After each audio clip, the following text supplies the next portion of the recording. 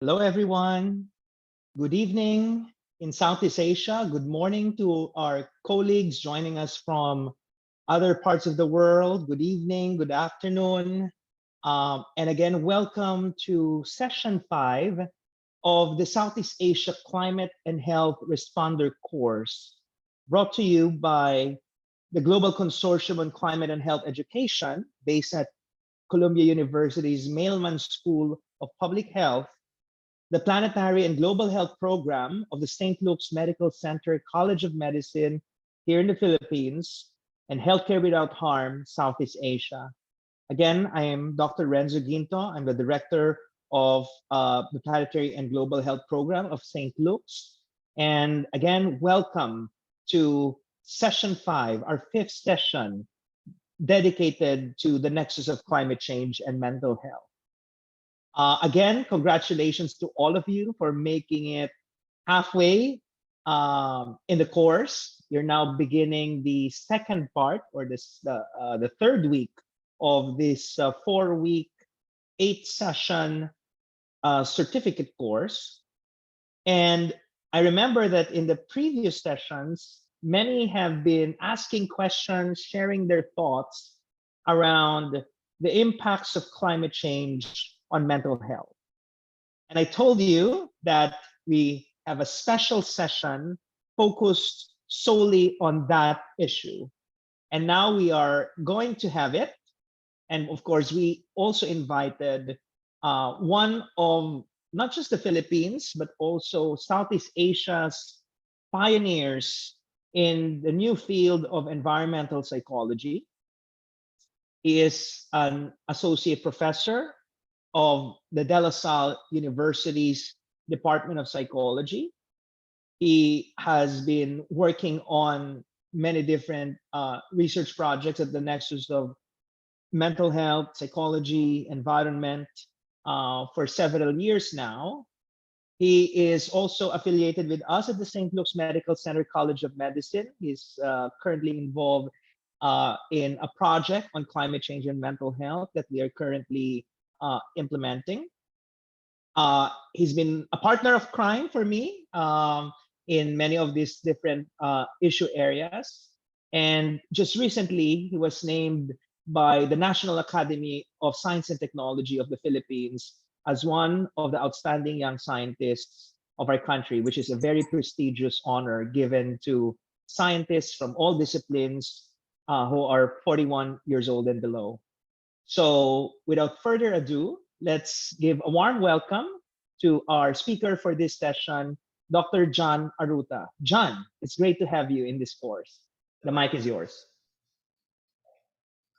Thank you very much, Renzo, for a very generous introduction. It's really a great pleasure to be participating in this course. And before I begin, let me just share my screen. Sharing my screen now. Would you please confirm if you can hear me? Also confirm if you can see my screen. Yes, we can see and hear you. Thank you very much again for the generous introduction. I really appreciate the opportunity to be able to discuss my main area of research, which is climate change and mental health intersection. And as Dr. Renzo mentioned, I'm an environmental psychologist, primarily interested on how I can apply principles of psychology in helping address climate change and different environmental problems. And part of that research is the intersection between climate change and mental health. And it's a great pleasure to be the partner in crime with Dr. Renzo Ginto in this emerging area of research and advocacy, climate change and mental health. And I'd like to start my presentation by recognizing that climate crisis already is affecting everyone. And you can see on your screen, from different parts of the world, we experience different manifestations of climate change. For example, bushfire in some places, melting ice, typhoons, flooding, which are common in Southeast Asia, extreme heat and drought. And Mother Earth already gave us a deadline that if we do not reduce our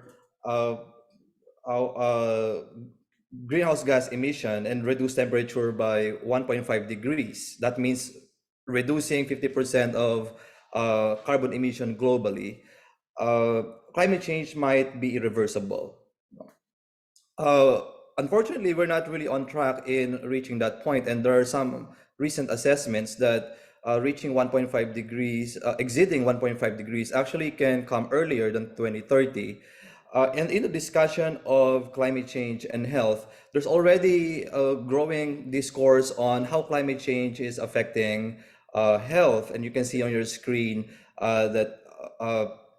Allergies, asthma, food, water, insect-borne diseases, illnesses uh, already are found to be exacerbated or caused by climate change. But in this discourse, there's very little attention given to the impacts of climate change on mental health. And I'm very happy that although this is previously neglected in the discourse, there's already a growing interest, not only in Southeast Asia, but all over the world, recognizing that climate change can also have direct and indirect impacts on mental health. And I'd like to first establish that mental health impacts of climate change can be direct and indirect, as I have mentioned. Let me give you an example of direct pathways of climate change and mental health. For example, many of us may be experiencing typhoons, and there's already evidence that typhoons can lead to trauma. Bushfire can also lead to trauma. Droughts can lead to depression, anxiety, and other mental health problems. On the other hand, climate change impacts on mental health can also be insidious and indirect. You can see on your screen one example is sea level rise, and this is commonly experienced in island countries, like many countries in Southeast Asia. Sea level rise can impact agriculture, and because when sea level rise is happening, agricultural lands become acidic, and therefore it's not anymore suited for farming. And when there are agricultural impact, it can cause economic burden and in turn emotional distress to many people. Drought can cause agricultural impact, poverty, and in turn increase crime rate. And we know quite well that crime rate is related to many different mental health problems, for example trauma victimization. So at this point we have established that sometimes the mental health impacts of climate change can be direct, and oftentimes it can be insidious and indirect. And you can put in the chat maybe some of your observed mental health impacts of climate change, perhaps in your own countries or in your own communities and regions. And we will be happy to maybe discuss with you when we have the opportunity. And one of the most popular terms related to climate change and mental health is what we call climate anxiety. I will define climate anxiety later, but I would like to establish first that symptoms of climate anxiety needs to be uh, distinguished from some mental health problems that we commonly know. For example, there's this established and popular psychological disorder, what we call generalized anxiety disorder, which symptoms are Meeting attended. overall about uh, people excessively worrying about the different aspects of their life. For example, some people may be worrying about their personal life, their financial capacity, their relationships, their jobs, and other aspects of their life. But you can see on your screen, I will not discuss in detail some of the other symptoms of generalized anxiety disorder. For example, excessive and persistent worrying, overthinking, um, perceiving situations and events as threatening, being indecisive, inability to relax, having difficulty in concentrating. But there are also physical symptoms of generalized anxiety disorder. For example, fatigue, trouble sleeping, muscle tension, trembling, nervousness, sweating, irritability, etc. Uh, so in climate change, one way to define climate change is you get all these symptoms, but the source of your anxiety is particular to your worry about the warming planet, climate change, and other environmental problems.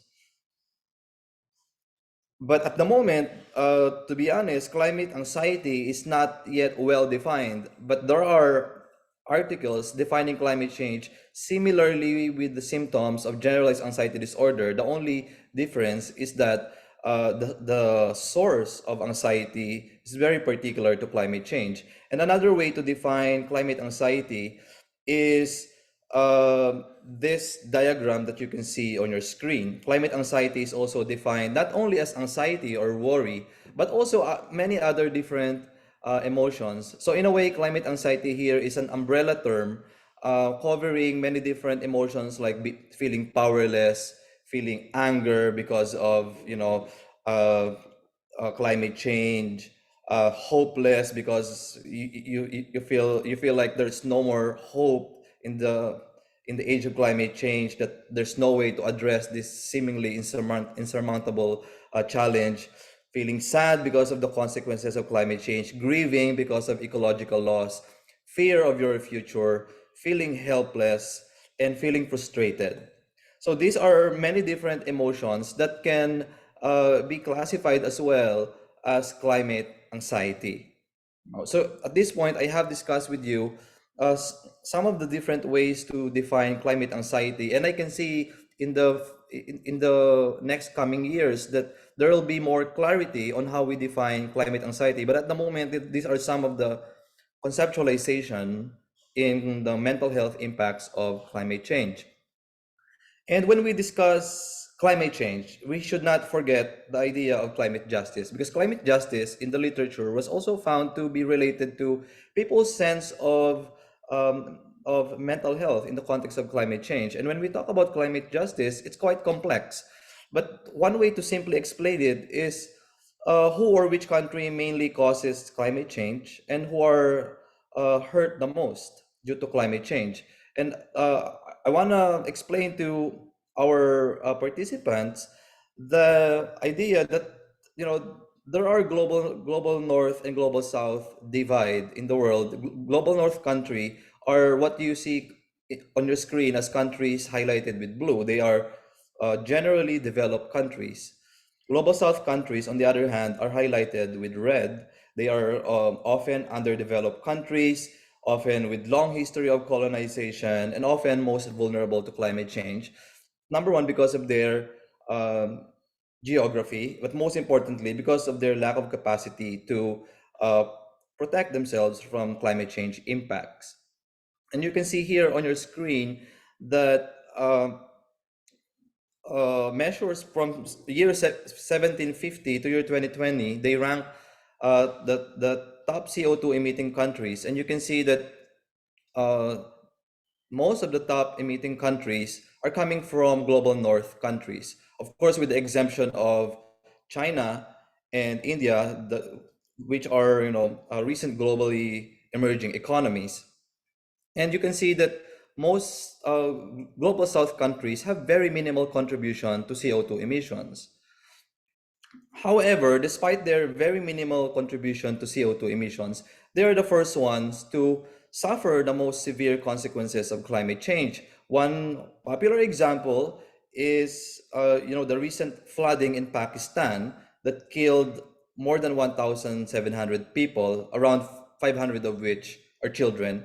Thousands of families were displaced, and World Bank estimate indicated that 30 USD billion were the economic losses, and reconstruction will require 16 USD billion.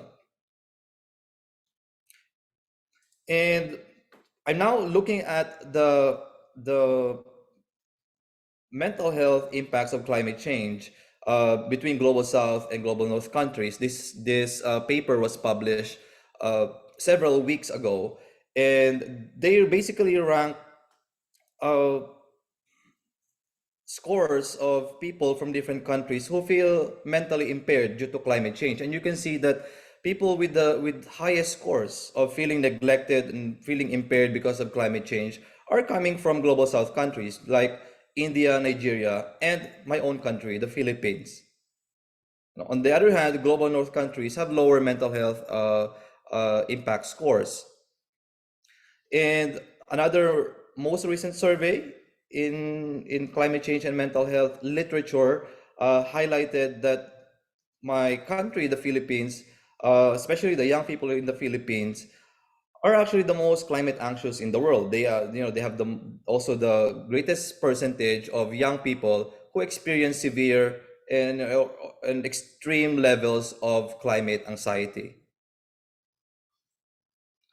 And if you look at the granularity of this data, the Philippines would rank most often number one or number two. If you look at many different emotions associated with climate change, for example, they rank one or two in terms of sadness, helplessness, anxious, afraid.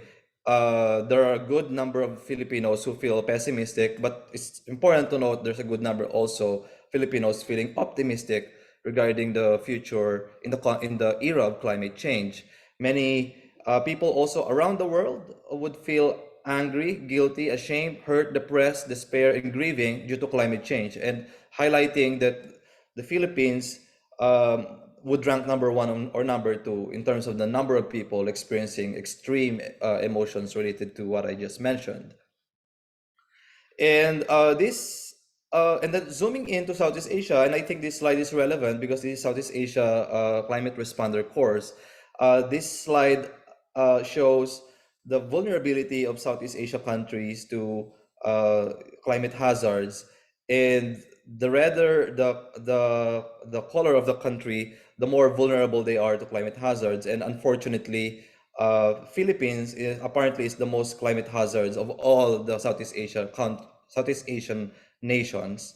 In the words of Dr. Renzo Ginto, it's the Philippines the reddest of them all. And in my work as an environmental psychologist, I attempted to provide an explanation why the Philippines and the young people in the Philippines are the most climate anxious. And in this paper, we explained that, because it's maybe because of um, climate vulnerability of the Philippines, and it may be because of how climate education is taught in basic education. It may be that it's more paralyzing than capacitating.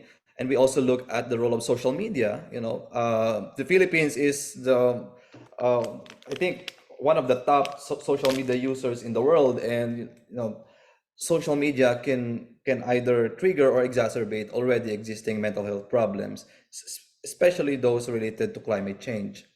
Uh, and together with Dr. Renzo Ginto, we further hypothesize that the experience of climate change might not manifest similarly, across different populations. We imagine that farmers may experience climate anxiety uniquely versus, for example, fisher folks or maybe urban dwellers in the country. In a country like the Philippines with more than 7,000 islands, climate change events may manifest differently, and then therefore emotional responses may manifest uniquely as well. If you want to read more, you can search this article. This is open access. And I want to highlight as well, in the context of climate anxiety literature, who are the most vulnerable or most prone. And in the literature, we know that people with high concern for the environment, people like many of us here in Zoom, may be more prone to climate anxiety. People who experience impacts of climate change, uh, people like us in Southeast Asia, a hotspot on climate change vulnerability, may experience climate anxiety. Uh, Also, younger adults apparently are also concerned about climate change because they now find it very difficult to imagine living in the future in the context of climate change. And also, even some young people are even considering not having kids, because they feel like it's unfair for them, for their children, to live in a world that is hazardous for the next generation. And some reports among older children, were also published. And I would like to highlight as well that indigenous peoples are particularly vulnerable to climate change because their very lives are, very much connected to nature, and observing and witnessing and firsthand experiencing climate change can really trigger different emotional responses. But one thing I want to highlight in my lecture is that climate anxiety is a normal response to climate change, because climate change is true. Climate change is happening right now, and climate change is human caused. And therefore, feeling anxious about all these climate change related events and feeling worried about your future is a normal response. And so, therefore, we should not pathologize climate anxiety. But what's important to think about is how can we translate our climate anxiety and all these other different emotions to into climate action. How can we fuel people's emotion to encourage them to act or engage in environmental mitigation? And based on emerging evidence, this is one study that we conducted recently. We found that indeed climate anxiety is correlated with climate action. We found that among young Filipinos who experience climate anxiety, they're also more likely to engage in climate mitigation behaviors. But also as a mental health professional who works with clients and patients who have mental health problems, some of them reported feeling psychologically bothered of climate change. I am also trying my best to update myself on what effective interventions are out there. And based on the literature, there are four main uh, categories of interventions that were found so far to be effective in addressing the mental health impacts of climate change. And I will discuss them to you one by one.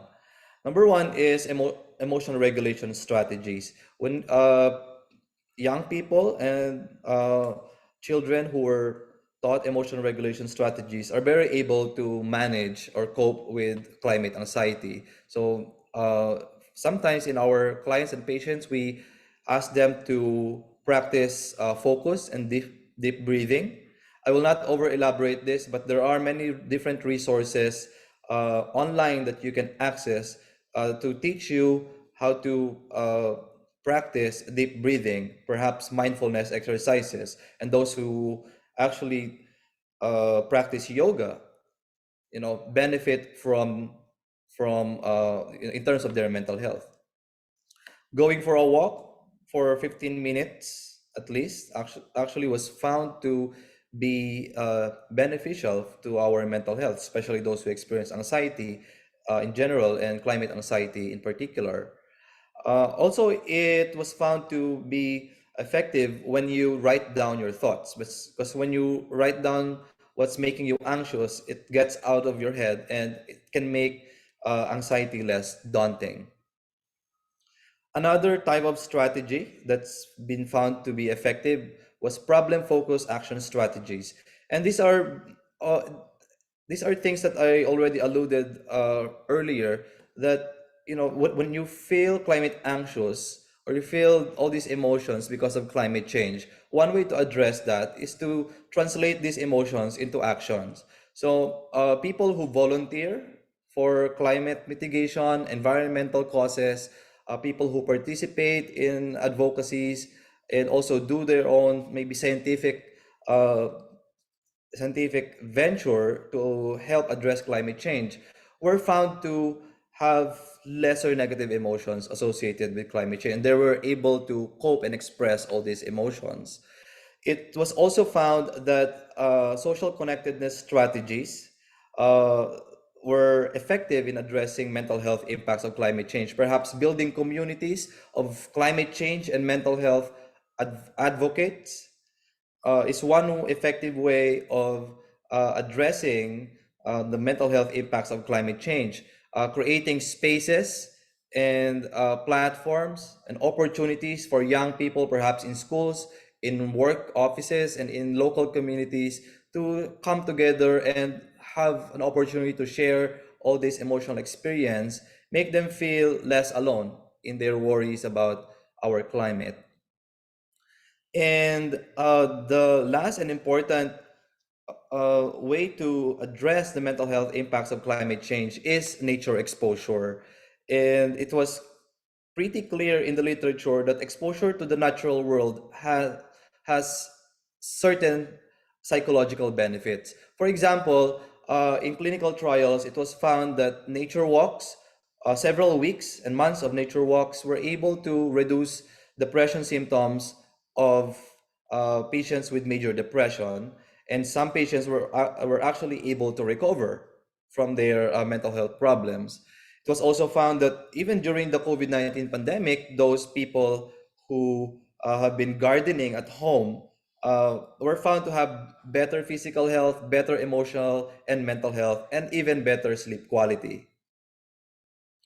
And this very interesting study, established that even at the neurological level, exposure to nature has some effects, but there are some nuances. So in this study, they invited two groups of people to have 30 minutes walk in nature, uh,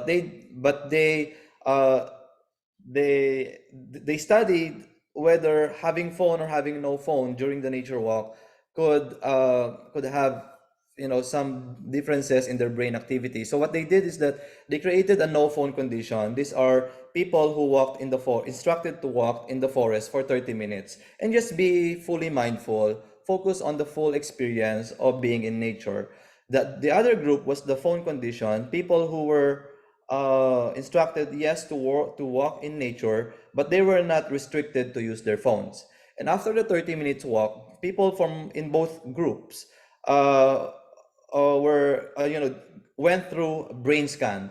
And what they found is that people in the no phone condition, as you can see on your screen, have very rested brains.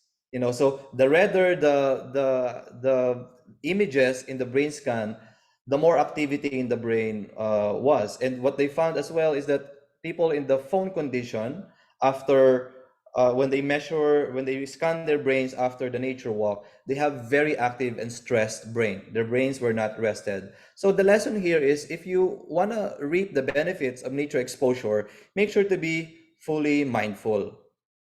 So maybe bringing your phone will not be a good idea.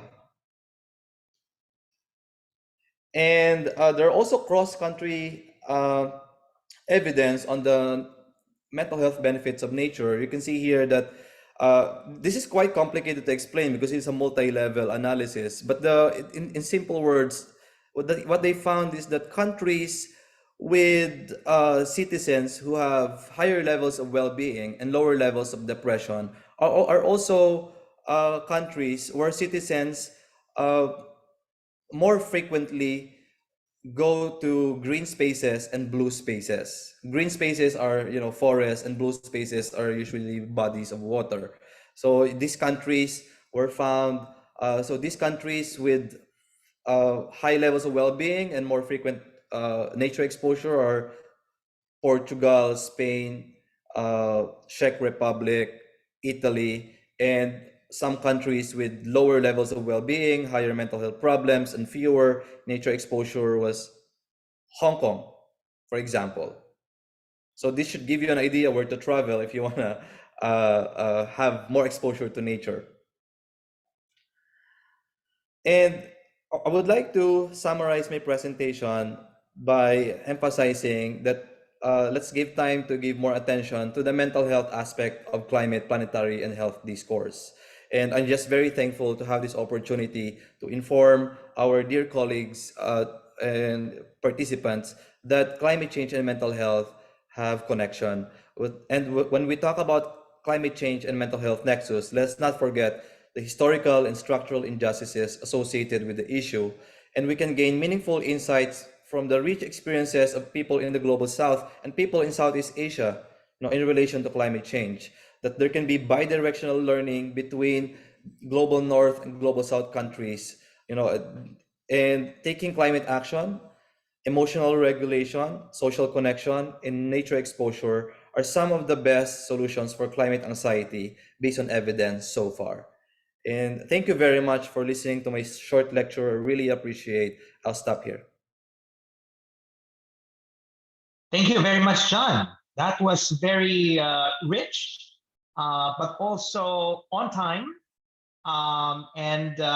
We're very grateful for your time and your expertise. We'll now proceed to the Q&A.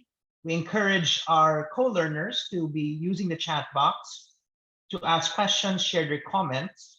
I remember John was asking us all a while ago to share direct or indirect experiences of climate change and even the mental health consequences of experiencing such, for example, catastrophes or the slow onset effects of climate change. Remember, previously we discussed that it's not only about the disasters, but also the more subtle effects of climate change. John mentioned a while ago, sea level rise, which then launches a cascade of effects that eventually will make people feel less, happy, more depressed, and also losing perhaps even their zest for living. So we look forward to hearing more of your thoughts and comments. And I really like also the summary of John. I think what we're now realizing is, of course, mental health is central to this discourse. It's a new area of both investigation. So we encourage the researchers in the room to please explore, this arena, but also action. There's so much that can be done. And maybe later on we can talk about what can we do at all levels, and John presented to us some of the emerging evidence as to how we can actually address climate anxiety, for instance. So I'll read one question, and it's from, there's one question basically asking, can you perhaps make some statement or any thoughts regarding, and I want to send or say a trigger warning here, right? Because we're talking about a very sensitive issue, suicidality and climate anxiety. Is this something we're already seeing? And how should we be approaching this issue, John? Thank you, and I think that's a wonderful question.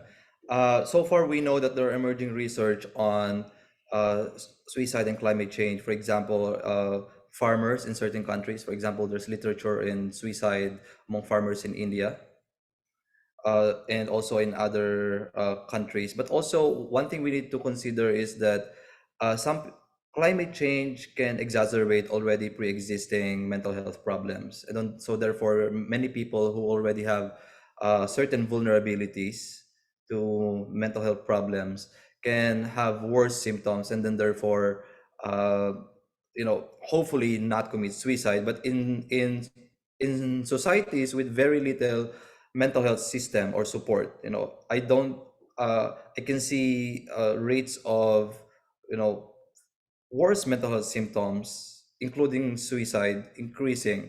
That's why it's very important that we look at mental health, yes, at an individual level. We look at people's individual symptoms, but also we need to look at how we can create mental health systems that doesn't only cure mental health problems but prevent the beginning of mental health symptoms, making people more resilient, in the face of climate change. And since the trend is that we're not actually on track in addressing climate change fully, it's very important that we think several steps ahead. We need to create programs and interventions and even policies that really prepare people to be resilient and develop certain life skills and coping mechanisms to navigate society and life in the era of climate change.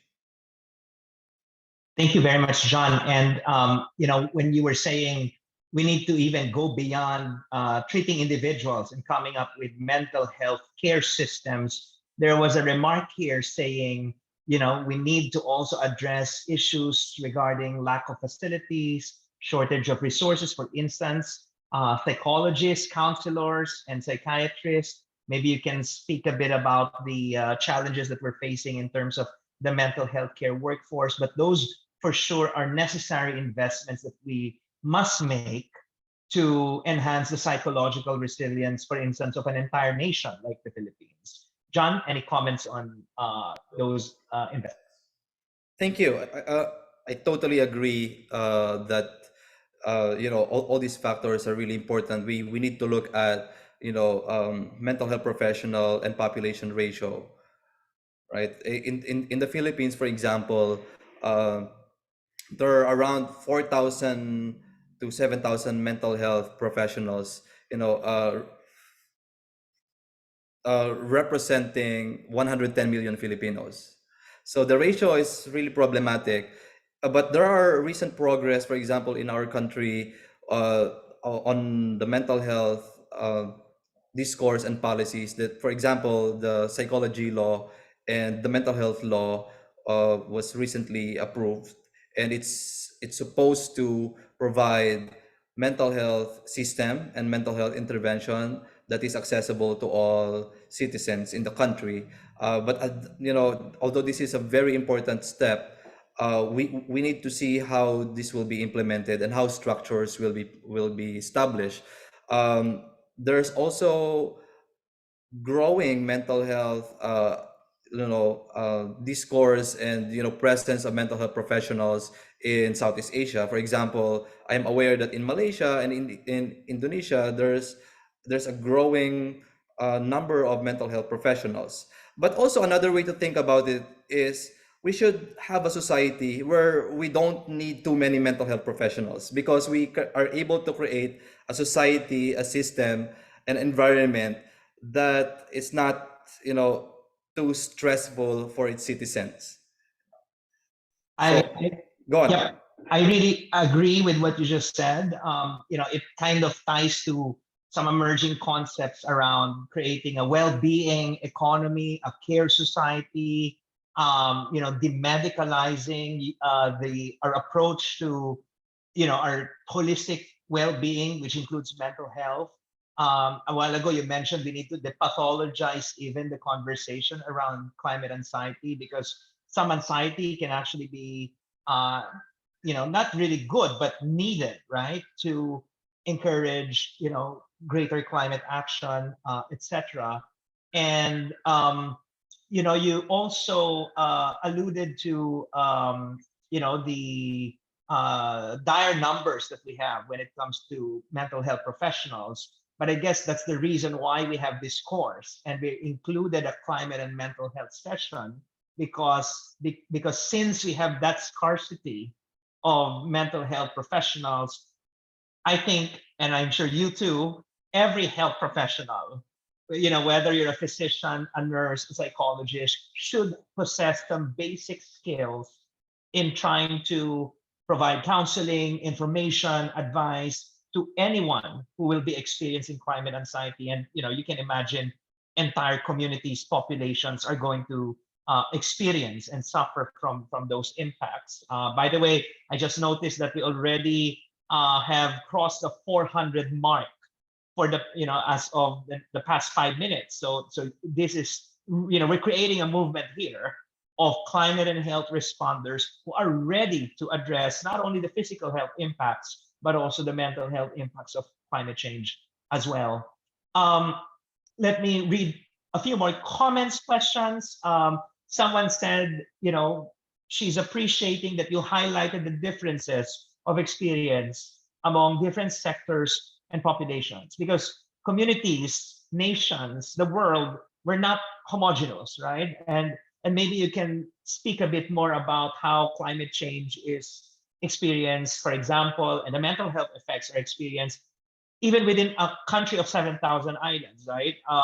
What are you seeing now in terms of different groups experiencing the same global phenomenon of climate change? Thank you. And it's a nice opportunity to explain this further. For example, my dissertation uh, explored mental health of farmers in northern part of the Philippines, and there I can see that some of their concerns are increased heat and its impact on their harvest. And then of course, when there's no harvest, there's no money, there's no food on the table, and it's impacting really their mental health, specifically those head of the families of these farmers. But when you go to, for example, urban areas, in the Philippines and in any country, some of the climate change impact would be different. For example, in Manila, the climate change impact is number one, temperature rise, number two, flooding.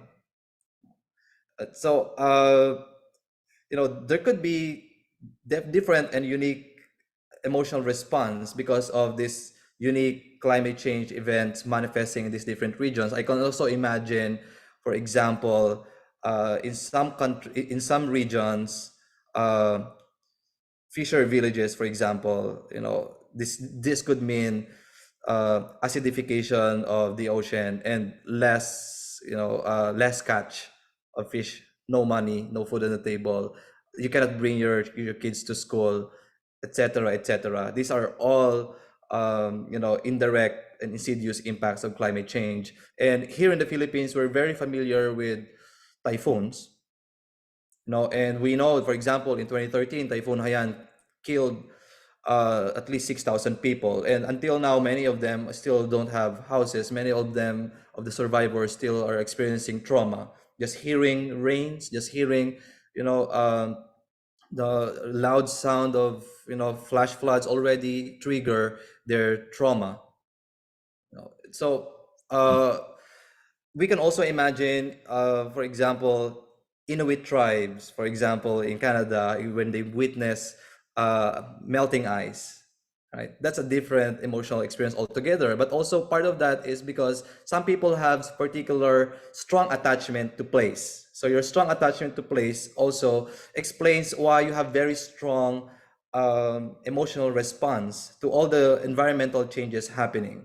So many of you may have grown up in the province, for example, and when you go back and then you studied in the city, and when you go back to the province, you notice ecological changes. You notice the formerly green environment where you grew up are now less green, perhaps, are now urbanized or are now residential areas, and it kind of make you feel a certain way. It's in environmental psychology, we call that solastalgia. That grief that you feel when you witness ecological changes. And there are many emerging terms as well, and I'll be happy to refer you to many different resources to be more familiar of these different emotional responses. Thank you, John. I felt a bit emotional when you were talking about the Inuit, right? People, for example, who are even witnessing directly the melting of the ice, which is, one of the first effects of climate change. And that is an experience that we in the Philippines, in a tropical region, will never be able to fathom or imagine. And so there's also this dimension that hopefully looking into climate and mental health from a very, I would say, multi-lens perspective, multicultural, cross-cultural, even decolonial, will enable us to also appreciate, in a way, our common humanity, right? So there's a special kind of I guess there's a power in trying to really investigate, again, not just the physical health but also the mental health effects and the diversity of the effects that we are experiencing across the world. And then, because you're talking already about the different experiences, there's one comment: is there also a gender dimension to this, right? What is the how can climate change exacerbate gender inequities in mental health, the experience of mental health among different, again, genders, gender groups? Any comment on that? Thank you. So far, the evidence is that females are a little bit more prone to climate anxiety. When you compare mental health scores of males and females in many different parts of the world, females seem to be more concerned of the environment. But also, when you talk about gender inequities, I think climate change made the gender inequities more obvious.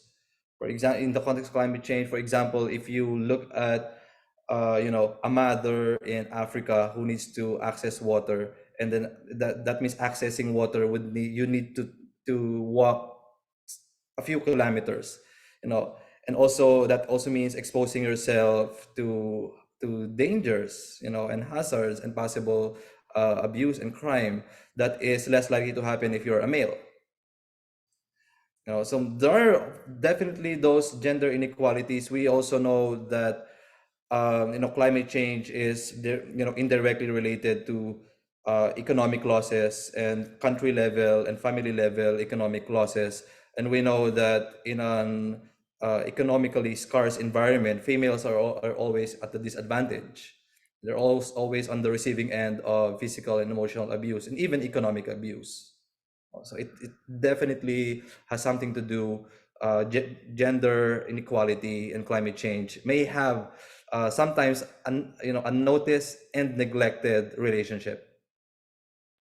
And just to add, also, there's one question about how about age differences? What are we seeing now in the literature, in the evidence, in terms of how adults are responding to climate change or idea of climate change versus children and young learners who will be experiencing climate change for their entire lifetime? So, any comments on that? Thank you. I think it's a very important question, and I was almost tempted to say that young people are more worried about climate change, but I will not say that because I think it's more nuanced. The relationship between age and climate anxiety is more nuanced. So far, there's evidence that young people there are more young people worried about climate change, and it's understandable because climate change poses a threat to their very future.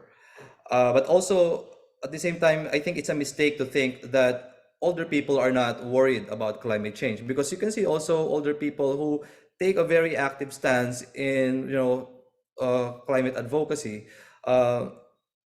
And in the psychology literature, there's an interesting findings where adults who have children and grandchildren actually are quite worried about climate change, because they're not worried about climate change for themselves, but they worry for the future of their kids and grandchildren. And if you look at the evidence among young people, there's still nuances and granularity. For example, it seems that although adolescents and young adults have high climate anxiety, if you look at differences, young adults are slightly more worried of climate change than adolescents. And unfortunately, I cannot give a very valid explanation because admittedly it's a beginning and emerging evidence, and there's still more exploration needed. But once I get a clear answer as to why there's this very unique differences, I would be happy to maybe write something about it, of course with collaboration with Dr. Renzo. We would be happy to put it out there. Yeah, thank you, John. As you know, we have a long writing list that needs to be implemented, and of course, we invite all the researchers or research-oriented learners in this course to consider the climate and mental health nexus. Of course, to consider climate and health in general as a new arena for inquiry and action. And you have already discussed about the differences between different groups based on age, gender, occupation, location, etc. And I think there are two main points. Number one, in addressing and in trying to understand the climate and mental health nexus, we need to center live experiences, right? We cannot just be measuring, specific symptoms. We need to really, try to capture how people are experiencing climate change and the effects on the ground.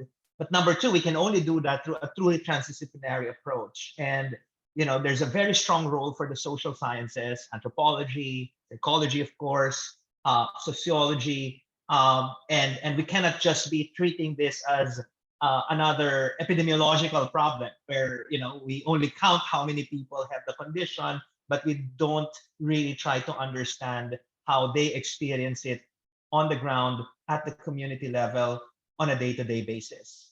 Wow, my chat box is currently exploding, and it's just a testament of how interested, intrigued, worried, but also hopefully hopeful people are, in trying to address this new issue. And then there's one question I want to ask. Of course, there's a question also related to migration.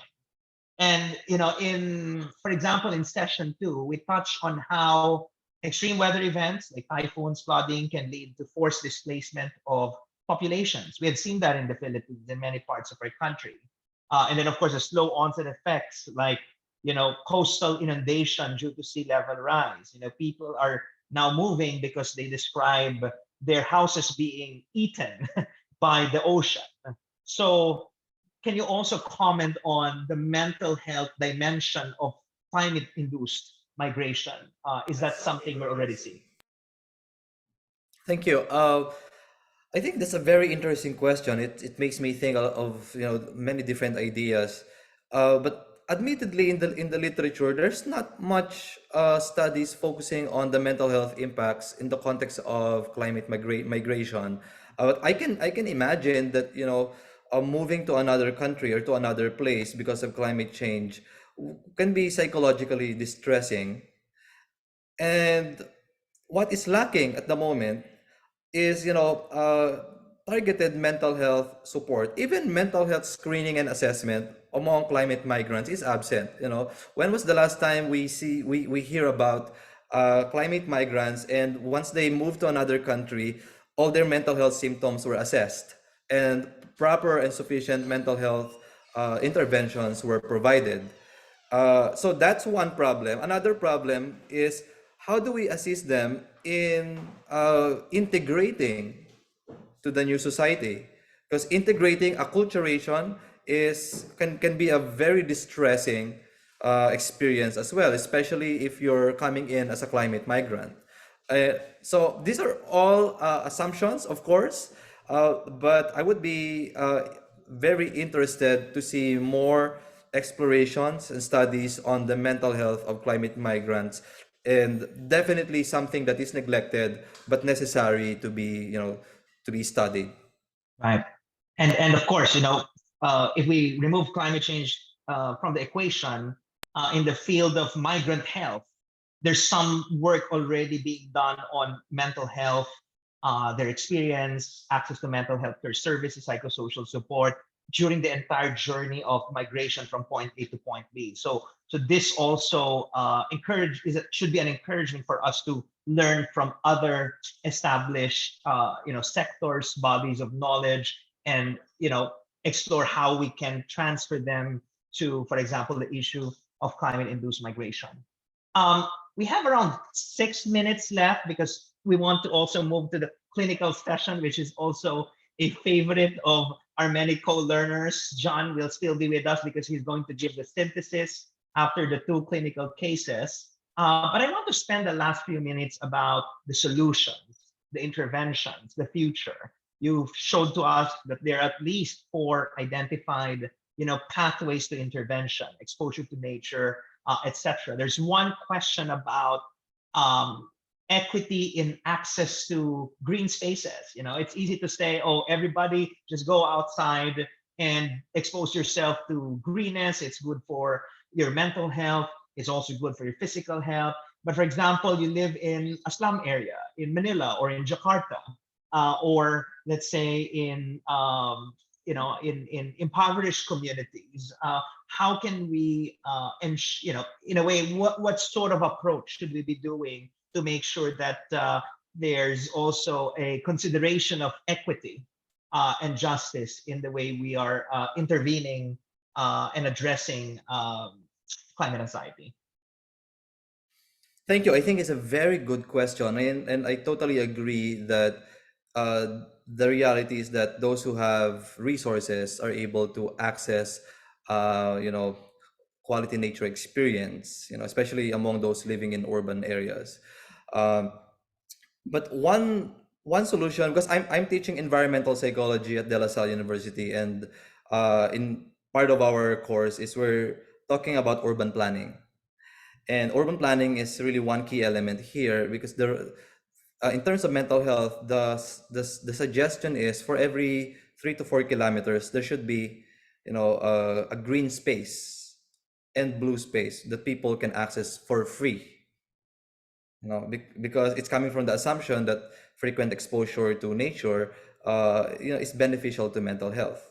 So that means it suggests that there should be changes at the government level, at the policy level, and you know, that can inform proper urban planning. And we know that in many countries, especially in Southeast Asia, urban planning has been problematic, and so consequently, it gave, you know, it made, you know, access to green spaces less accessible to certain groups and population, especially those who have less resources.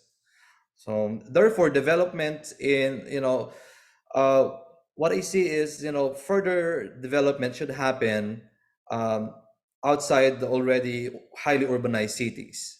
But when we think of urban planning, we should take into account how people can easily access green spaces. And if we look at uh, you know, increasing access to green spaces in already highly urbanized areas in Southeast Asia, I can see greening must be somewhat vertical. You know, all these buildings, you know, should find a way to make their spaces greener. You know, because vertical greening is apparently quite impossible in these highly urbanized areas in Southeast Asia already. But definitely, I agree with this comment, and I think one important message as well is we need to be part of the uh, policy making discourse. We need to be part of urban planning, you know, etc. So all these actions at the population level and city level can be informed by, you know, science, perhaps. Thank you. Brilliant. So I can imagine more mental health professionals, psychologists engaging in urban planning discussions, right?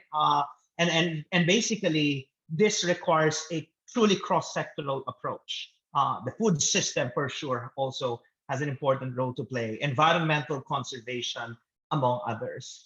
Um, there's a very interesting question, and this is, I think, in relation to what you said earlier, that sometimes it may backfire. The more you're actually aware about or informed about climate change, there's a higher chance or risk that you will feel, you know, a bit climate anxious. And you know, we created this course to raise awareness and educate our health professionals across the region. I hope that this will have a more positive rather than a negative effect on the mental health of our participants as they try to help others cope with climate anxiety. So you know, my question is, how can how can we ensure that more knowledge about climate change is not going to paralyze us, but more to inspire us in engaging in positive action?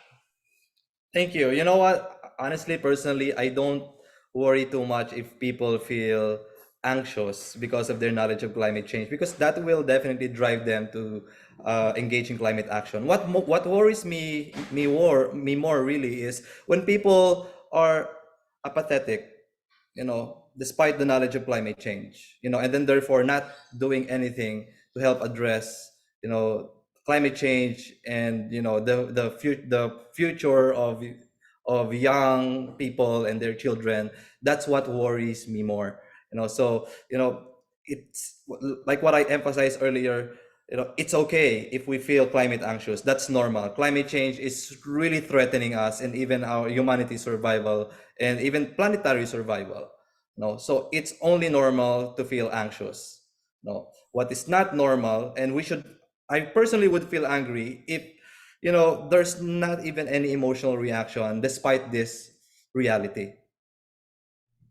And I think we need to, you're mentioning we need to depathologize climate anxiety, but I think having no reaction to an existential threat is actually perhaps pathological. So maybe that's something we can Agree. also incorporate in the emerging discussions, debates about this new phenomenon of climate anxiety. There's one comment about the more corrupt, saying that the more corrupt a country is, the higher the climate anxiety of the people in that country. I think there were some studies showing that young people are one of the sources of young people's anxiety around the climate issue is, how they view the government. Any comments on that? Yes, there is a global survey involving 10 countries among young people. And part of that survey was they measured uh, whether their people's perception of government inaction, that means national, local government, and global government, their inaction to climate change and how it's related to their climate anxiety and many different emotions. So apparently, if people see government inaction, they are more likely to feel very anxious, sad, even angry, frustrated, about climate change. So that's very true. That's why you would see increasingly in many different parts of the world that young people are taking the streets, making big corporations, especially governments, accountable, for climate change. So that hunch from that comment is totally correct. Brilliant. Thank you. I'll just ask three very quick questions before we wrap up. I mean, I'm really, really excited and thrilled about the level of energy in the chat box.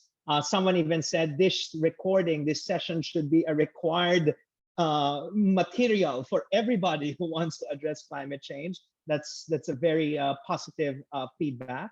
But there was a question about research methodology, and of course, some people are already experiencing mental health, for example, reactions, anxiety, depression, and maybe it's due to climate change, maybe it's due to an interplay of factors. How can you, in a way, isolate the contribution of climate change for example, if they're conducting these mental health studies? Any comments? Thank you. I think it's a very difficult question to answer because my answer would be coming from my training as a psychologist. And, in our field, we can separate that in an experimental setting, number one.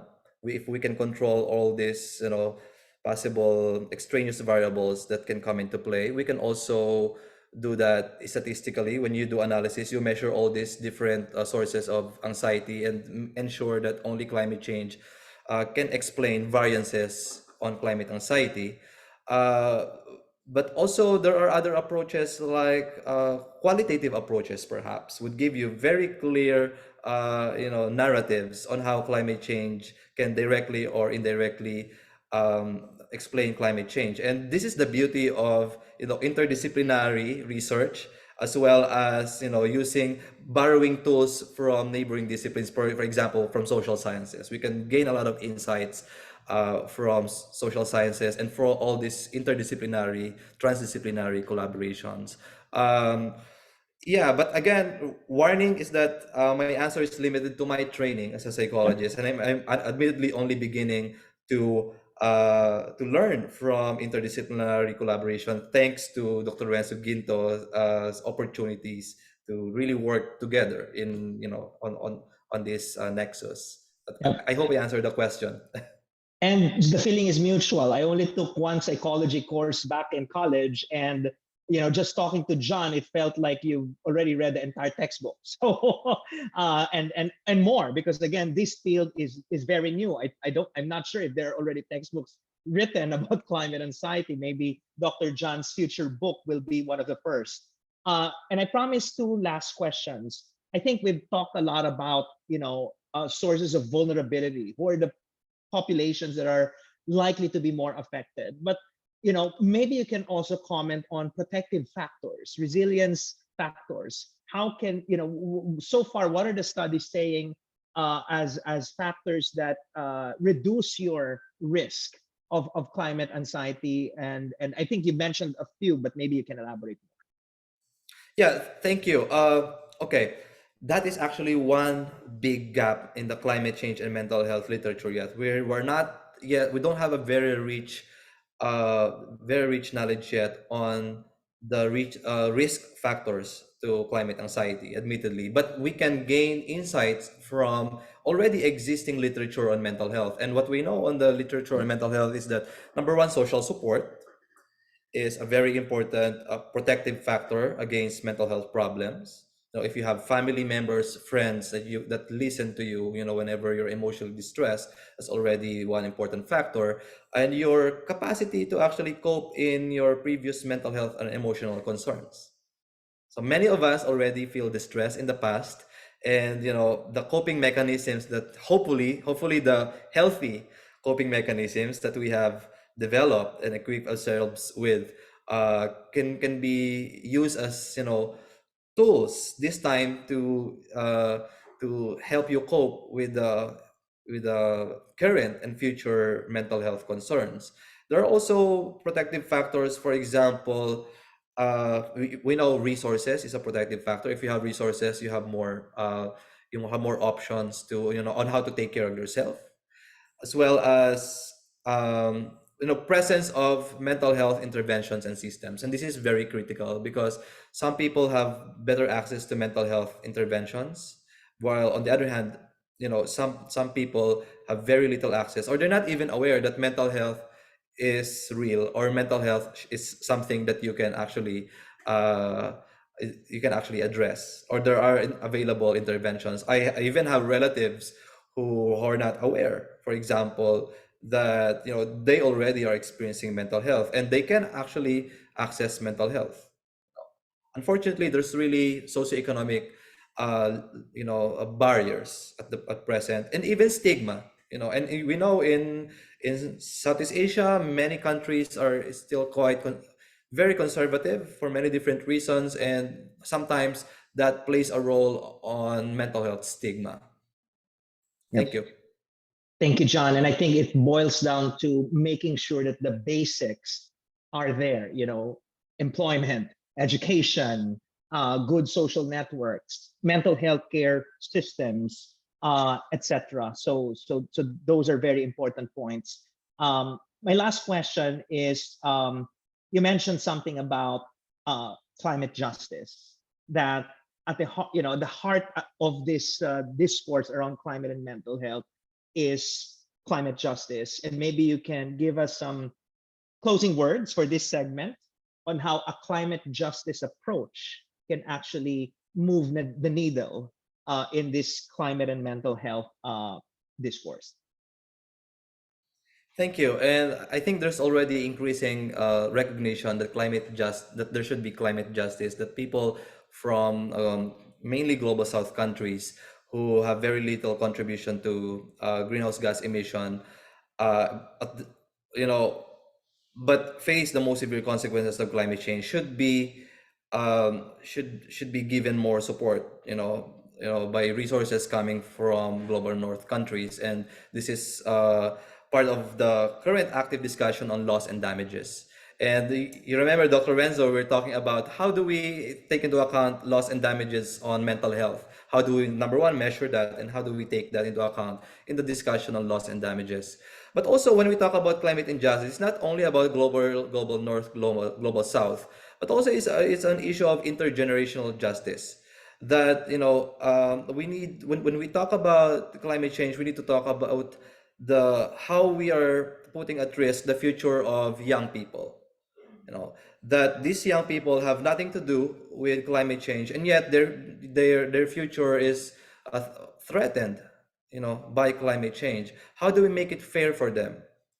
How do we make urgent actions to ensure that they will have a world that is still livable?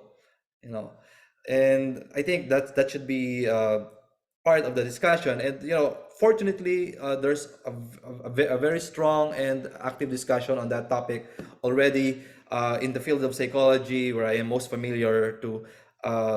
It's discourse on injustice and intergenerational justice, fortunately, is increasing. Yep. Well, I just want to add to what you just said, because you already referred to the divide between the rich and the poor countries, and then from the people of today and the people of tomorrow, right? But also, even I think internally, right? The rich and the poor within a country, the country's elite and the masses. And I guess climate justice is really covering this, I would describe as three I's: the international justice, the internal justice, and the intergenerational studies between ourselves and those who are yet to be born. So, wow, this has been a very rich discussion. And I really appreciate all the comments of our co-learners in the chat box. Dr. John is not yet leaving because we'll just show the two patient doctor or health professional interviews. And then later on, he'll provide more additional insights and comments. Thanks, John. So now we'll just move quickly to the clinical sessions. I remember there was a question about, can we already now put climate anxiety as a medical diagnosis? And John mentioned a while ago, it's a new phenomenon. It's not even included yet in our DSM book of psychiatric disorders yet. But also, we need to depathologize the discussion around climate and mental health. So in a way, we're somewhere in between, right? It's a dilemma that needs to be addressed. But I also remember there was a case in the United Kingdom where a mother, her name is, I'm trying to get Rosamund Kissy Deborah. What she did, and this is not about mental health, but this is about, asthma exacerbation due to air pollution. And she really fought for her daughter's death certificate to have air pollution as the cause of death of her child, and she actually won in the court. And that is the first ever death certificate where an environmental phenomenon, which is human induced, was used as the source or the cause of death. And I think in the near future, we probably should be now considering climate change as also part of our diagnosis and even death certification. So that might happen in the future. But now we're going to listen to two cases related to the climate and mental health nexus. And let's use the chat box to share our thoughts and also think of potential working differentials. So let's begin. Good day. I would like to welcome you to the last clinical case of the Southeast Asia Climate and Health Responders course. Those who will be presenting the session will include myself, Dr. Dane Calica, as well as Dr. Diane Cunanan.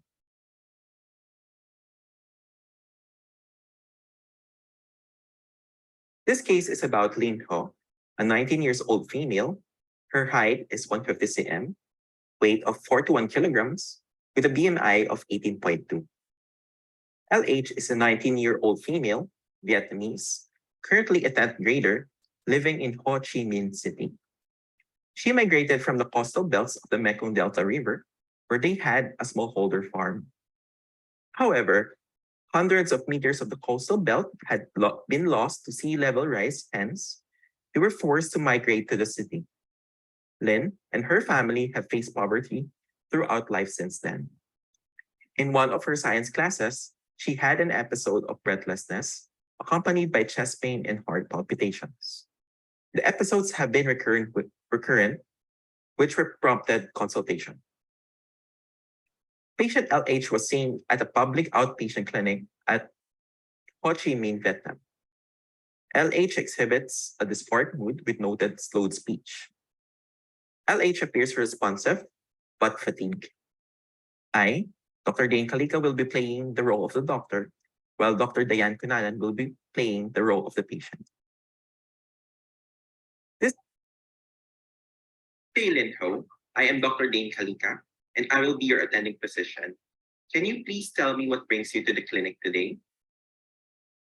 Doctor, I suddenly felt breathless during our science class last month. My heart was racing and I thought I was going to have a heart attack. And since then, I have been experiencing shortness of breath. There's palpitations and chest pain, but I don't know why. I see. Tell me a little bit more of what's going on. Well, I guess the class was about climate change and its impacts on the local economy. I connected the lesson with my own life experiences. So I began asking more questions and thinking of solutions. I learned that the building of dams and dikes upstream were only doing more harm and not curtailing the real cause of climate change. I just got scared for me and my family. Everything is so uncertain. And when did you first know something was off with you? I believe I first experienced my symptoms 3 months ago during that class I was talking about on climate change. Has this ever happened before? No, that was my first time, but since then I've been experiencing it repeatedly.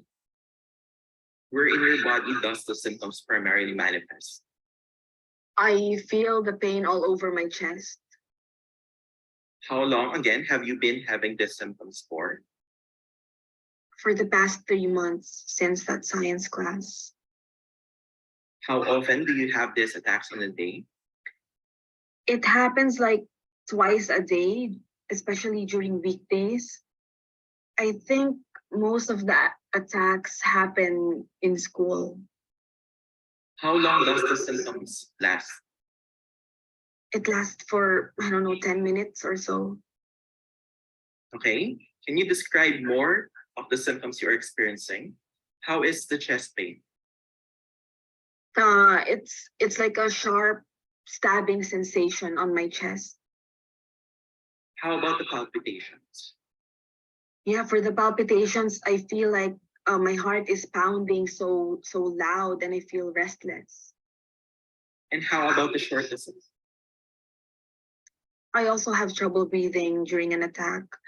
Like I feel like I'm out of breath. Tell me more about the nightmares. For the nightmares, my dreams are so vivid when I wake up.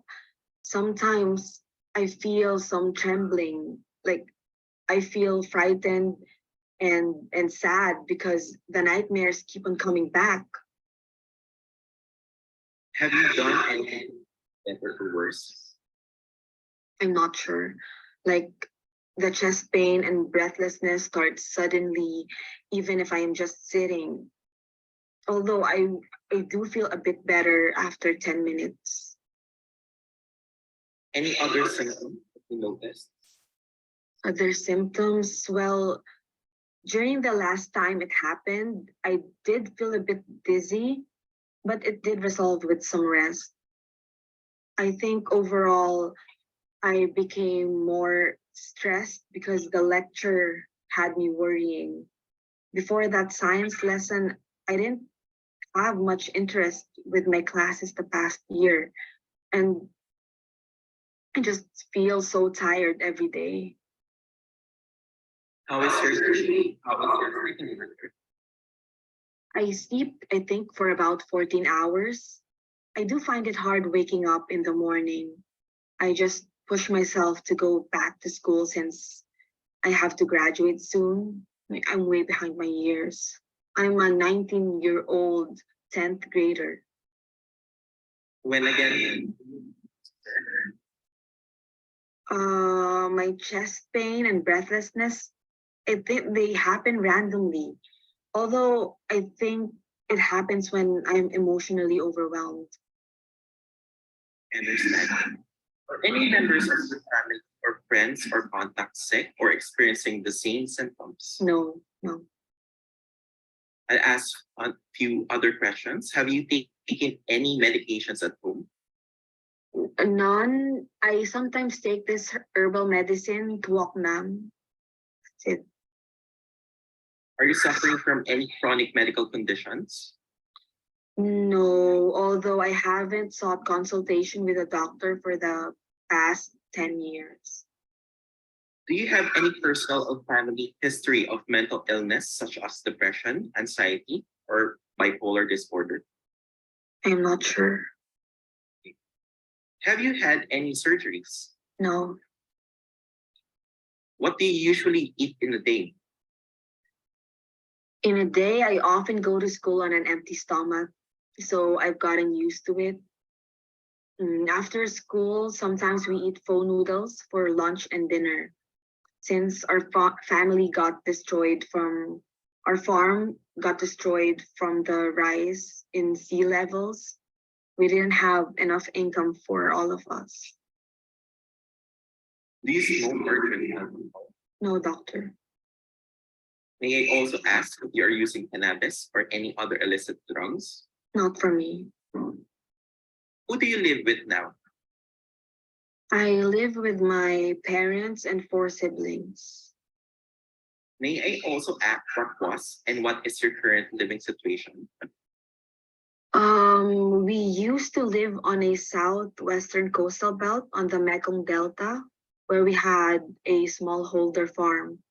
We were forced to move here in Ho Chi Minh because of the rise in sea level in Mekong Delta River. How are you? Do you have any hobbies? I'm okay. Hobbies, I used to enjoy loco. It's like hopscotch, but that was a long time ago. I just sleep most of the day. How about your drinking? We drink tap water at home. We get our water from a nearby well. How are you in school? Is the location near your house? After our family farm disappeared from the sea level rise, we faced a lot of hardships that forced me to stop schooling for a few years. When I resumed my school last year, I noticed I had difficulty concentrating in class. And I think the science lecture is the only thing that caught my attention since I went back to school. Thank you for sharing all of this information with me. I'm going to gather my thoughts and on everything you have told me. Now, we are going to proceed with the physical and mental status examination. Okay, doctor. Hey, Lin Ho. I am Dr. Dane.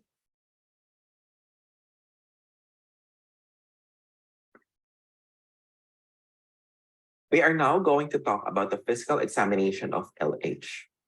I will be going through the physical examination. While I am going through the findings, you may consider what the differential diagnosis might be, and feel free to type in your thoughts in the chat. When we examine LH, we see that she appears to be thin and malnourished. Her temperature is 36.1 degrees Celsius. Blood pressure is 90/70. Pulse is 61. Respiration rate is 18. LH's mental status examination are as follows. She is seen sitting in a chair, well-kept, cooperative with the examiner, good eye contact, slow speech, appears anxious and fatigued with constricted affect, low tangentiality, circumstantiality, flight of ideas, loose associations, no elicited obsessions, compulsions, delusions, hallucinations. Currently denies suicidal ideation or homicidal intent. Alert, oriented to 3 spheres, good memory recall, good fund of information, good concentration, good insight, and good judgment. Further, her skin is pale but no rashes and petechiae. Her palpebral conjunctiva is pale. She also has dry mucous membranes, but no palpable lymph nodes. S1 and S2 are normal. No murmurs, rubs, gallops, distal pulses are intact. She has clear and vesicular breath sounds. Abdomen is soft, non-tender, non-distended, with normoactive bowel sounds.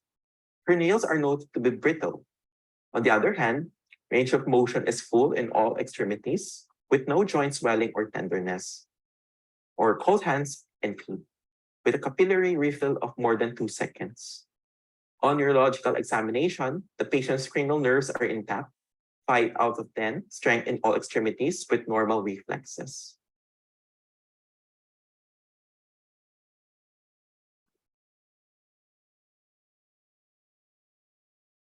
Now, let us briefly go through the case. The following are the differential diagnoses. Firstly, we are considering climate anxiety for this case. Next, major depressive disorder, persistent depressive disorder, acute stress disorder, generalized anxiety disorder, and PTSD. We are also considering iron deficiency anemia secondary to malnutrition for this case. We are going to request for CBC with differential count because we are thinking of iron deficiency anemia.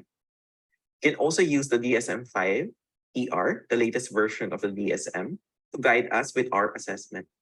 We can also use additional psychiatric tools such as the GAD-7, which is used to measure anxiety symptoms, the PHQ-9, which objectively and assess degree of depression severity, to name a few.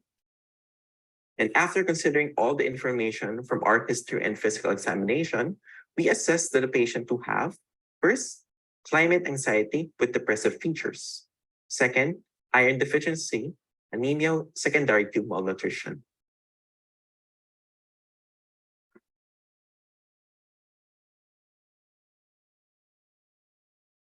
Now, let us go to the management. For the level of the individual, for the patient, we need to discuss behavioral strategies by taking climate action, by being involved in climate advocacies, and taking a break.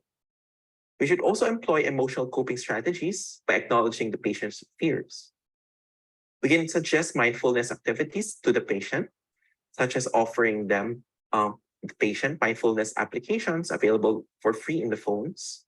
We can also suggest exercise, such as yoga, walking, or jogging around 30 minutes per session for at least 4 to 5 times a week.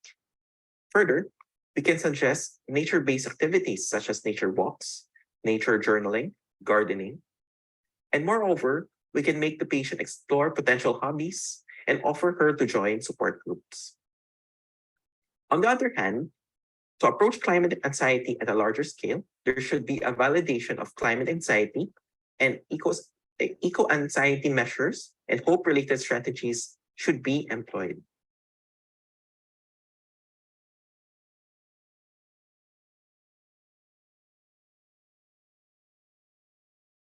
Now, let us go. Okay, so I think that's it. Thank you very much to Dr. Dane and to Dr. Dayan for that, again, very informative health professional patient interaction.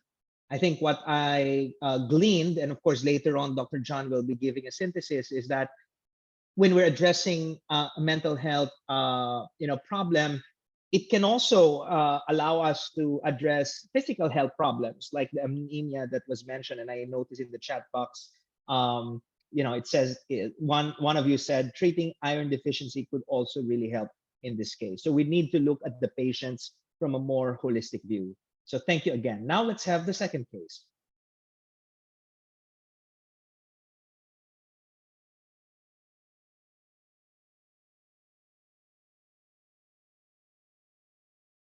Hi, good afternoon. I'm Dr. Ko. May I get your name?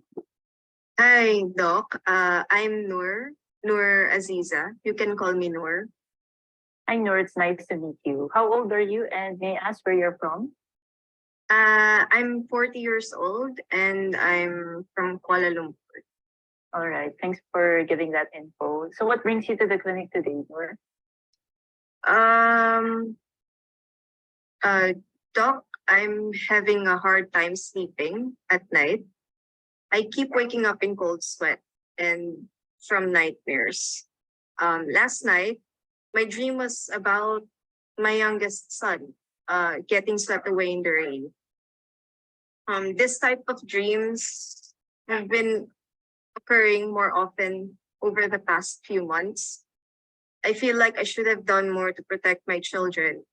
Yet, even though I feel that, I've been more irritable with my children and office mates. I can handle very little stress now, and which may have led to my outburst at work yesterday. I think it's also because of my insomnia.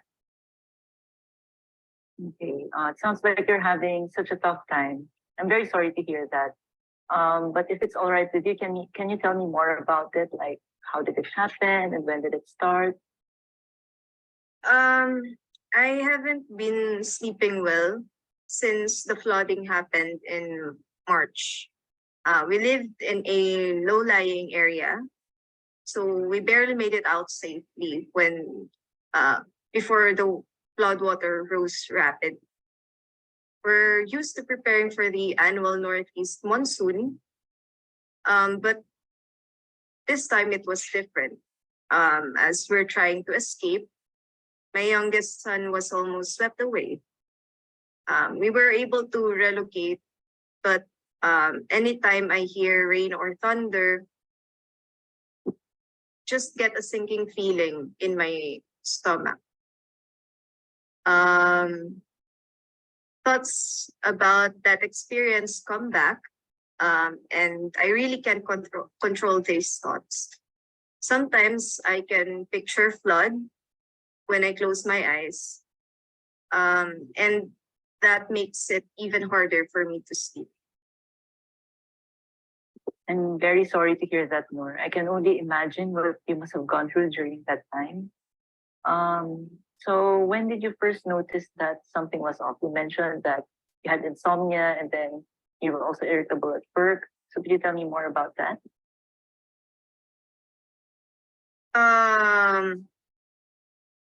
All I can remember is I was really working hard to repair our home. My kids got sick. I should have done something to prevent them from getting sick. I didn't really think about how I was feeling then, but after months of being in survival mode, I just became so exhausted. Over the past few months, even though we have transitioned into a new housing unit, I have been having very vivid nightmares. Have you ever experienced something like this before? Not like this, though. Not like this. I've experienced flooding when I lived in the countryside near Kelantan, but never this bad. I've never had an instance where I almost lost a family member, let alone my child. Okay. And how long have you been having these symptoms for?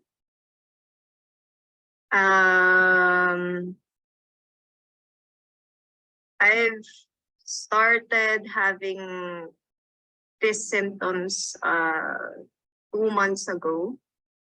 I think I experience nightmares almost once a week. I can't really remember exactly. Okay. Can you describe the symptoms a little bit more? So, like, apart from sleep problems, has it affected your life in other ways? Well, I feel like I haven't been myself since. I can't describe how I feel exactly, but I became more on edge and irritable. I even yelled at my kids. I feel bad because now my children avoid getting outside of the house. And, I should have moved out of the area. If we have relocated sooner, I guess this won't happen. Also, one time I was on my way to work, and it was a rainy day. I suddenly had intrusive thoughts when the rain poured, and it made me miss the bus. I also find it very difficult to concentrate late. I have I have not been able to sleep also because of my nightmares. And there are also some instances wherein my heart feels like it's going to beat right out of my chest. And especially that happens when I hear running water.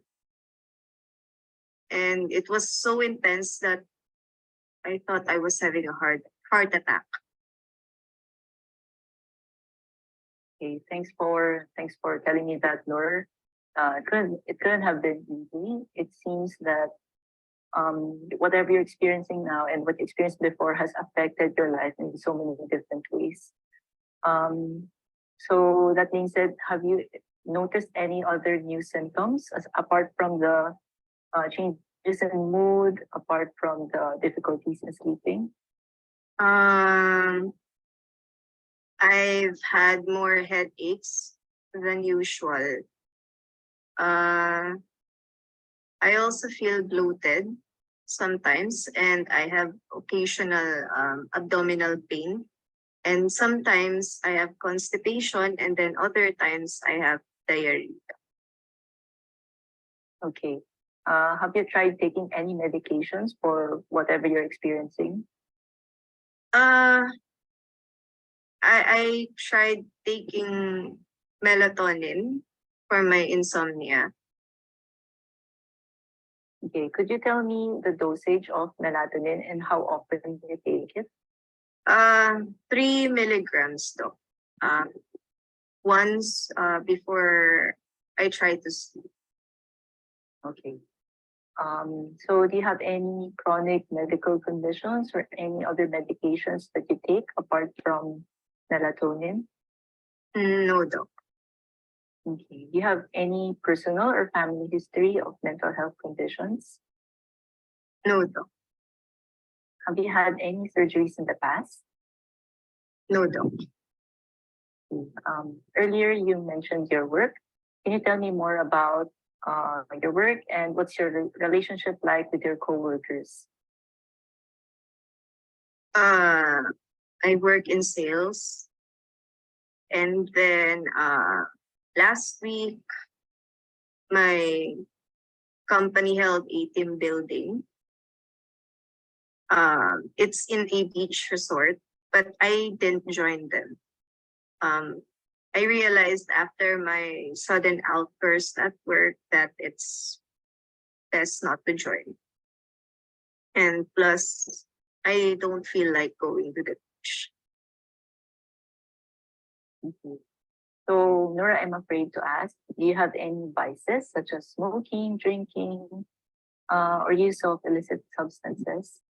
No, doc. That is forbidden in my religion. Okay. So, can you tell me more about your living situation and who you live with? I'm currently living with my family, with my husband and 3 children. Before, we used to live in a TPR housing, and because it was closest to my work. And those houses aren't really built properly. And after the flooding, we tried to make repairs.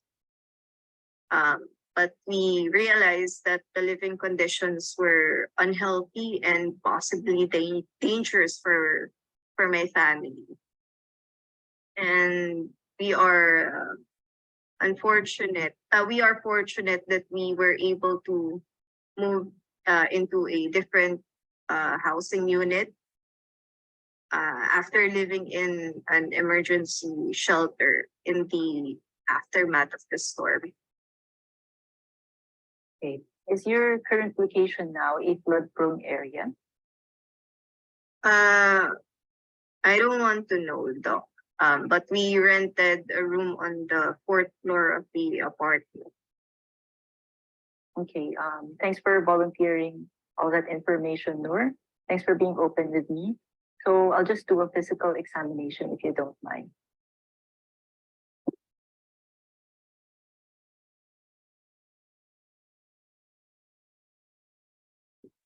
Okay, so I will now be presenting my physical examination findings. So the patient was noted to be awake, alert, oriented, and well-nourished. However, she shows a blunt affect. Vital signs were taken at the start of the consultation. So her temperature was 37 degrees Celsius. Blood pressure was 105/70. Pulse rate was 118 beats per minute, and the respiration rate was 20 breaths per minute.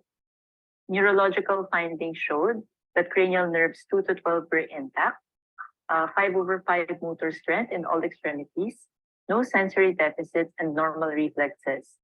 On head, ears, eyes, nose, and throat examination, pupils were bilaterally equal and briskly reactive to light. She had dry mucous membranes, neck was supple, and she had a normal posterior oropharynx.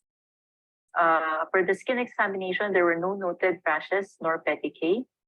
Cardiovascular examination showed normal cardiac rate, regular rhythm, no murmurs, and distal pulses were intact. On pulmonary examination, symmetric chest expansion and clear breath sounds bilaterally were noted.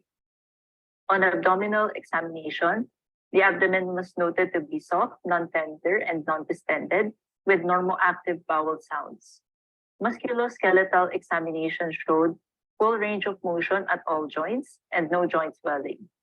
And psychiatric evaluation noted delayed or slow responses, and she was frequently glancing outside the window.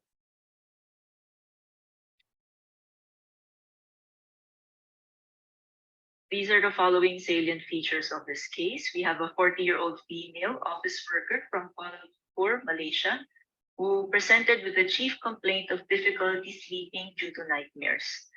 In our patient's history, we noted her to have insomnia due to nightmares with recurring themes, such as her children being swept away by flood, intrusive thoughts when raining hard, mood changes such as irritability and outbursts affecting her relationships with family and workmates, feelings of guilt and fear, diminished interest in participating in social activities such as going to the beach.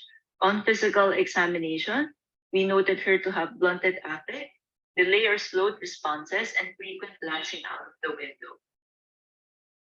Given our patient's medical history, most notably exposure to a triggering event, and essentially unremarkable physical exam findings, our primary consideration is post-traumatic stress disorder or PTSD.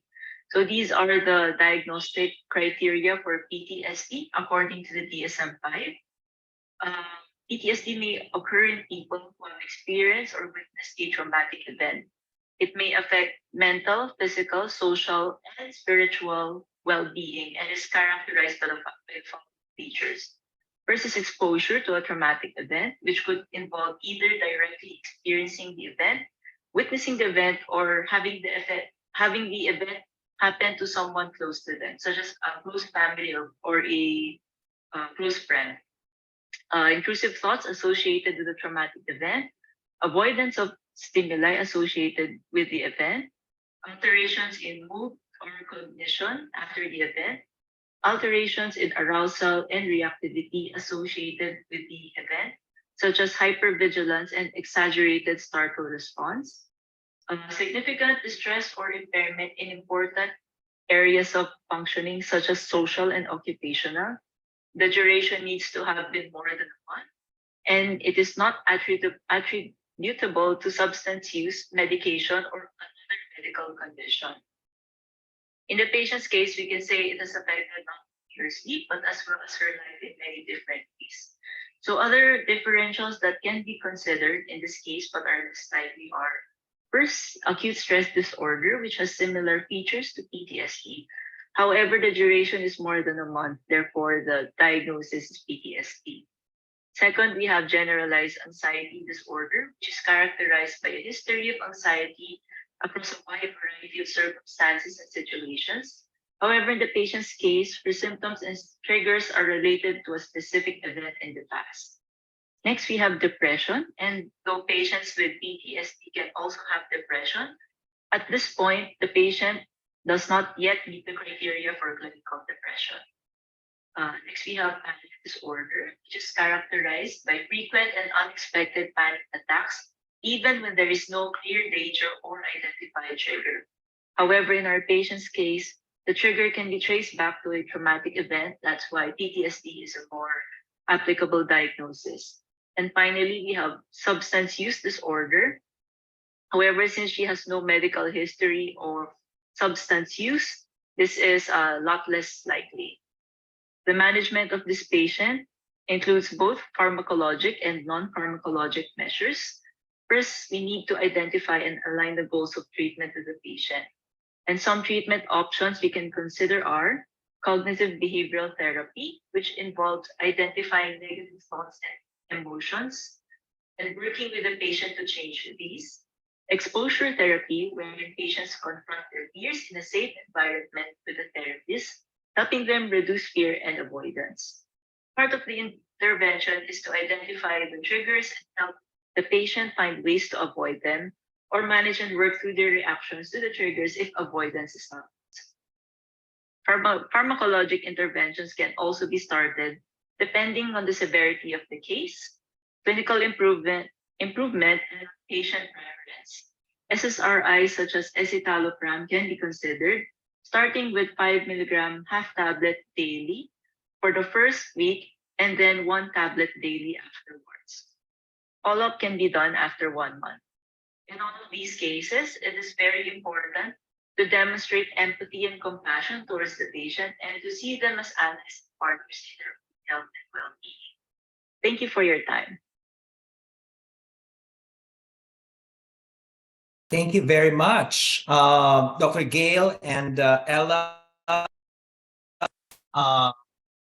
Interview between a health institution. And what's amazing is all the cases, are quite, hopefully quite realistic. When Ella in particular was demonstrating some of the symptoms, even the glancing on the side at the windows, etc. So hopefully all the videos have been very believable. That's actually our last clinical case for this class. So I, give my kudos to all the actors in the 6 clinical cases that we've had for the past 3 sessions, the one on infectious disease and non-communicable diseases, and today mental health. Now I'll give the microphone to John to give us some synthesis and key takeaways from the 2 cases. Thank you very much, Renzo. I'm happy to provide synthesis of the 2 cases. Basically, they covered several points, and I'm here to highlight the important points and also add some information for learning purposes. And first, we already covered that the connection between climate change and mental health can be direct or indirect. And I think we need to pay more attention to the indirect pathways between climate change and mental health. Using a climate change lens can give us a lot of insights on how the current and biggest problems we experience are some way somehow connected to the warming planet. And for case number 1, some important points. The diagnosis was climate anxiety, and we already at least, I think, highlighted enough that we need to avoid pathologizing climate anxiety because it is a normal response to climate change. But we need to watch out of social and occupational impairment, or dysfunctionings are affected. If they are severely affected, we need to seek help from mental health experts. And it's also possible that climate anxiety could be an offshoot of another mental health problem. For example, climate anxiety could be an offshoot of panic attacks or disorder, or even depression. So we need to watch out symptoms, over time. And also we need to explore potential vulnerabilities. Is this specific person more vulnerable to climate anxiety? Did existing or past mental health problems made them more prone, perhaps, to climate anxiety? Did climate change in any way exacerbate their current mental health problems. We also need to explore psychosomatic symptoms. Is climate anxiety also can explain some of the physical symptoms that they experience? For example, headache, some would complain, stomach ache, etc. And it's very important that we explore protective factors. And I think when we handle patients and cases, often we forget to ask them what are the things that keep them moving forward. We need to ask about their social support, whether they have family support, or what are their personal coping strategies that they find useful in addressing their climate anxiety. And for case number 2, it's post-traumatic stress disorder. We commonly call that PTSD. And I would like to highlight that it's critical that we identify the duration of the symptom from the critical event. Basically, when the symptoms are already present for more than a month, the person can be a good candidate for PTSD. If it's less than a month, usually we would consider that as a candidate for acute stress disorder. And normally your body will require around 3 days, to recover from the trauma that you recently experienced. So once it's more than 3 days, it can be acute stress disorder if those symptoms mentioned by Dr. Gail Ko are present. If it's more than 1 month, then it can be a good candidate for PTSD. We also need to explore potential vulnerabilities. Does the person have family history of mental health problems or past mental health challenges, which I think was nicely demonstrated in the clinical case presentation. And also we need to explore potential emerging or potential future comorbidities. Often, PTSD can have comorbidities like substance abuse. Eventually, cases with PTSD develop substance abuse or even depression symptoms. And again, identify protective factors. Do they have family support? Do they have social support, friends, co-workers? Do they have already developed toolkits, or skills that they can use to personally cope from their mental health challenges? And I think one important thing that we need to highlight are, yes, it's very important that we develop the competencies, mental health competencies, the things that we learn technically from education. But also we need to take note that we have our own personal competencies, the things that we don't usually get in formal training. For example, are we empathic enough? Do we have enough interpersonal skills? How can we further develop that? Are we good at active listening? Do we have enough patience to actually help people with mental health problems? Do we have certain compassion for other people? Do we have a non-judgmental attitude? Despite whatever story or background the person in front of us have, are we not quick at judging them? At the same time, it can be very tiring to be helping other people. So do we have enough strategies to provide self-care? How do we take care of yourself when you are stressed or already burnt out? And thank you very much for the opportunity to provide my synthesis. I hope that you learned something in this session. I really appreciate this opportunity. Thank you, thank you, thank you very much. And thank you so much, John, for, again, the words of wisdom that you have shared with us. And I guess what you said towards the end is a fitting ending to this course. We need to really learn how to care for ourselves, to care for others, and to care for our planet. I think that is, I guess, a simple but hopefully useful framework so that we can live happily and healthily, both physically and mentally, in this era of a warming planet. So again, thank you, John. And we just finished another very meaningful, informative, educational, and hopefully inspiring session. We're done with session 5. And on Thursday, we will be moving away from the health impacts of climate change. We already got exposed to extreme weather events, to impacts on infectious disease, and non-communicable disease, and now on mental health. And on Thursday, we're now going to talk about what can the health sector do to address climate change. And session 6 will be dedicated to, climate smart healthcare, in particular, mitigation. How can we reduce the carbon footprint, the ecological impact of healthcare? So please join us. We'll have another excellent session on Thursday. Reserve your questions and your contributions. For now, take care, stay safe, and good night.